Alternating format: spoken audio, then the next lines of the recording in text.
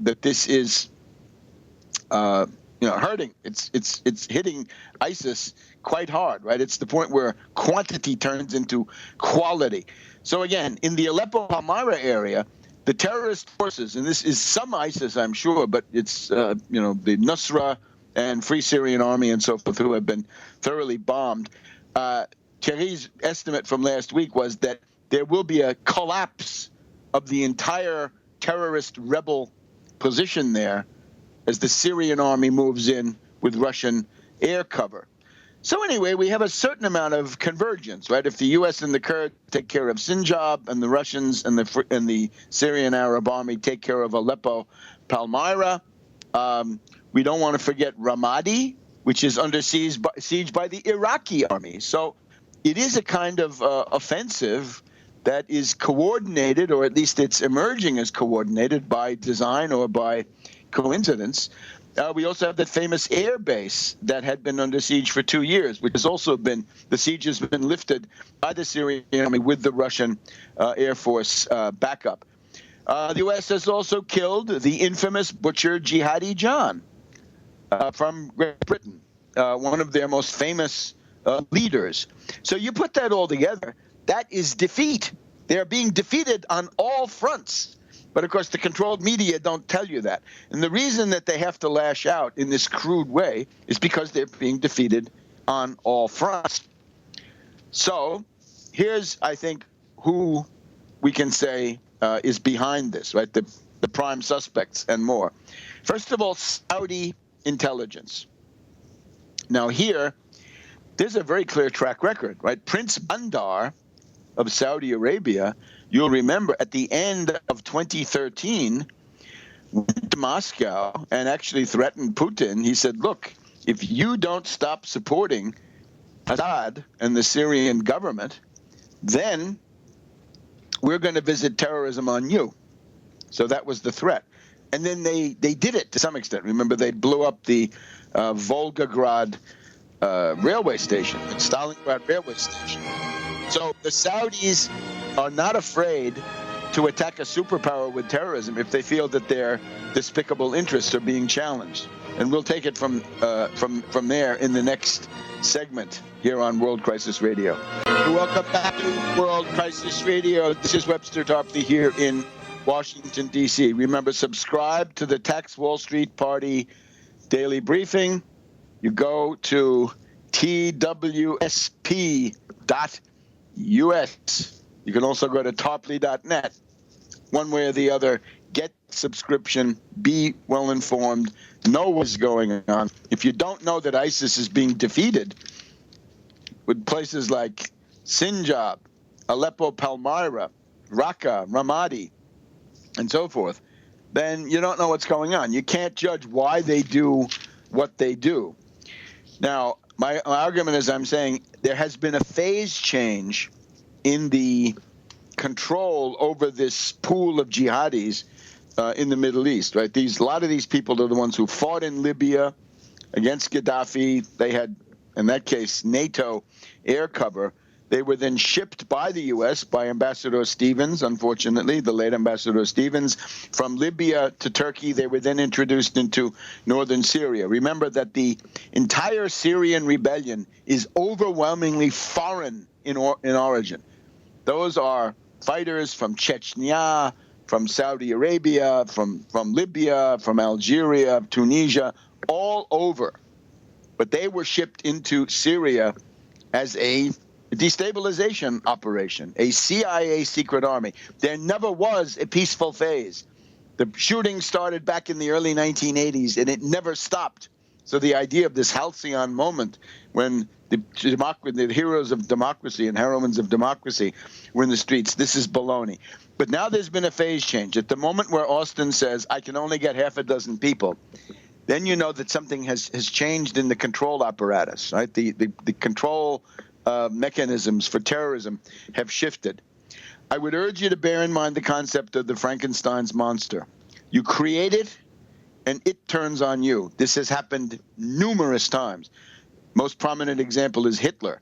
Hitler's seizure of power was, of course, financed by Prescott Bush of Brown Brothers Harriman, and I'm sure Montague Norman of the Bank of England, and Thatcher Brown of the Shipley, Brown Shipley in London. So this was then stoked by the appeasement policies of France and Britain and support for Hitler from the United States, as we've just said.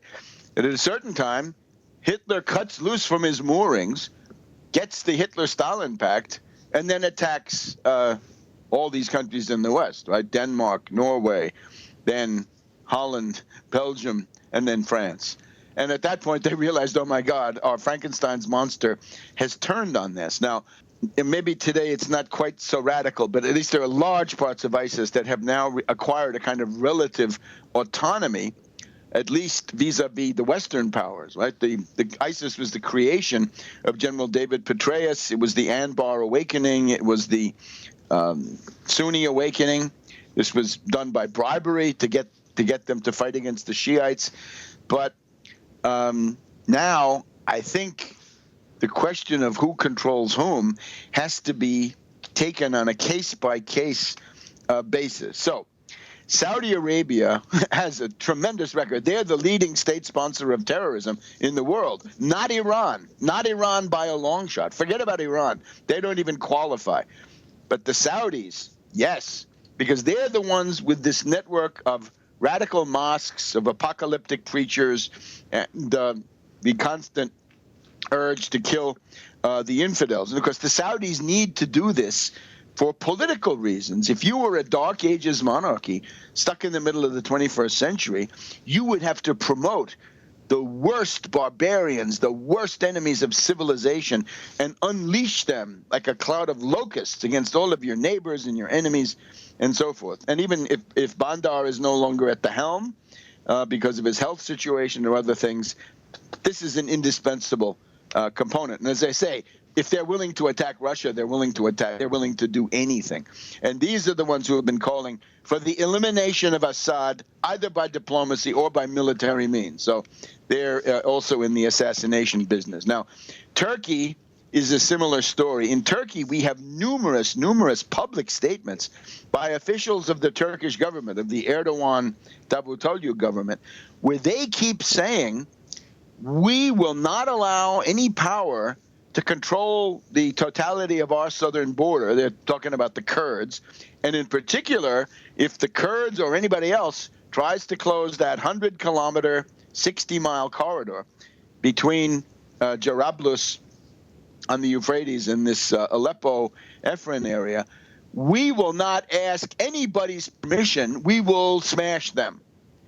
Now, that could include the U.S. Special Forces. It almost did at the end of July, as we knew.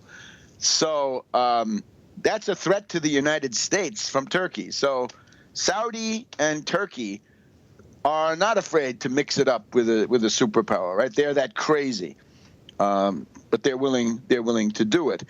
The other force that I would see at work is the Muslim Brotherhood, the Ikhwan. And that's, in particular, Erdogan. Erdogan is sort of the personal union of a lot of these things. He's, of course, the president of Turkey. He's the head of the AK party. He's a big cheese in the Muslim Brotherhood.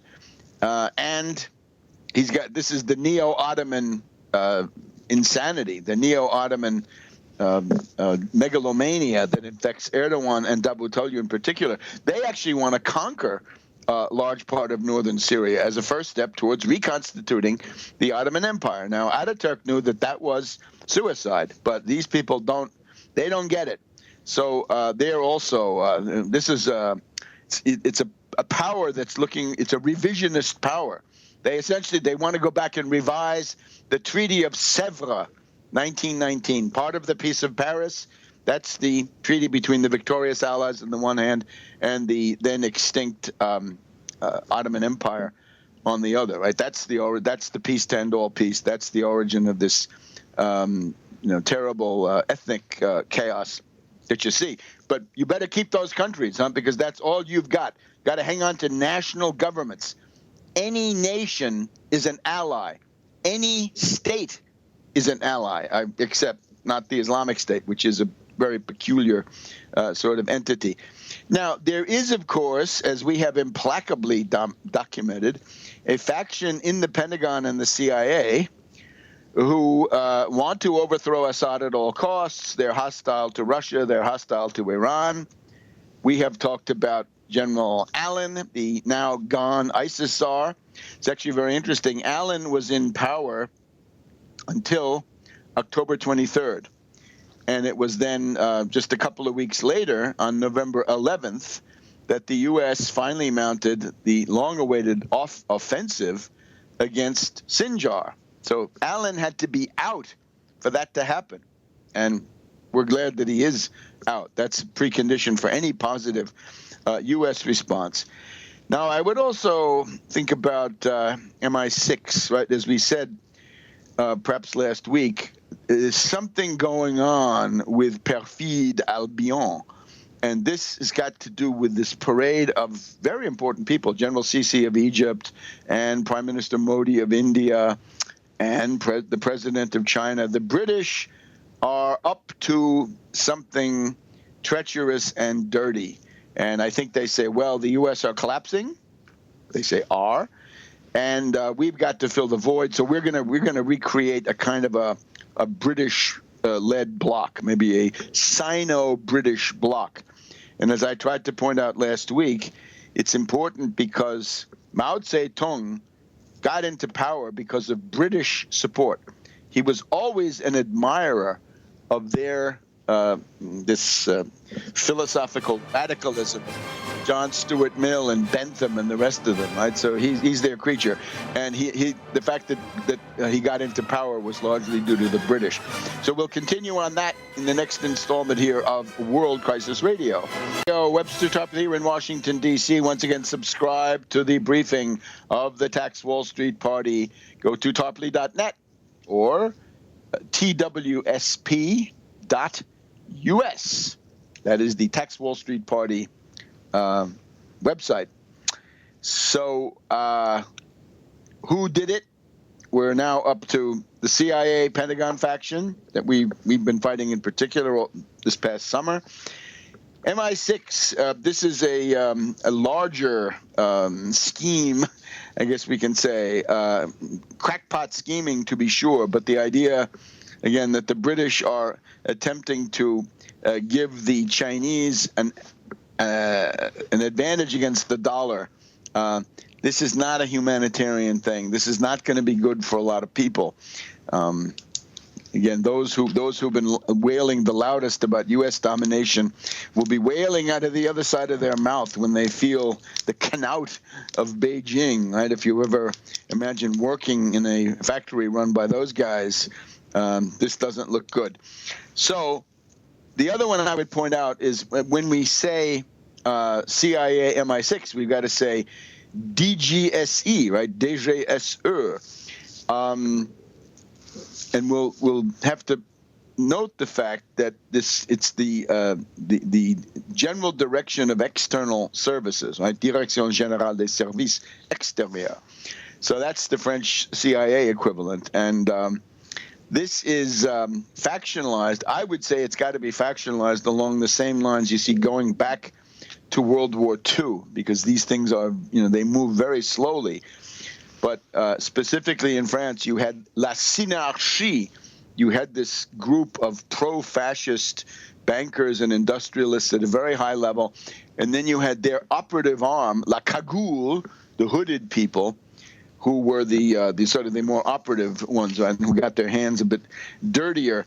But those characters are still there. And I would say the common denominator of them, although this is harder to document, is this Grand Orient Freemasonry, Le Grand Orient, and we'll talk about that in connection to the French Interior Minister Cazeneuve and to one of his predecessors, Claude Guéant. Right, you remember that when we had the Mohamed Merah case, we talked about Claude Guéant. That was back in the spring of 2012. So again, this is state-sponsored terrorism, but I don't see a false flag. If the French government says ISIS did it, ISIS says ISIS did it. claiming credit. Now that's not conclusive, but at least that's something. And we do have this idea that the people in the